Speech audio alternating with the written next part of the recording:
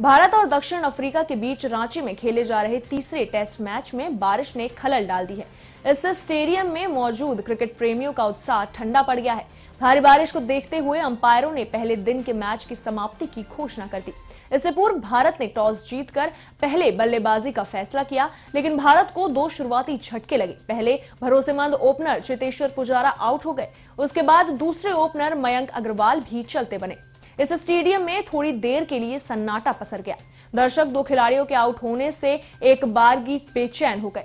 इसके बाद रोहित शर्मा और अजिंक्य रहाणे ने मोर्चा संभाला।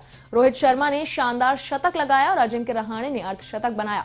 दक्षिण अफ्रीका की ओर से दोनों विकेट तेज गेंदबाज रबाडा ने झटके। मैदान पर रोहित शर्मा और विराट कोहली बल्लेबाजी कर रहे थे और दर्शक हर शॉट के साथ तालियां बजाकर उनके चहेते खिलाड़ियों का उत्साह बढ़ा रहे थे। अब बढ़ते हैं आगे।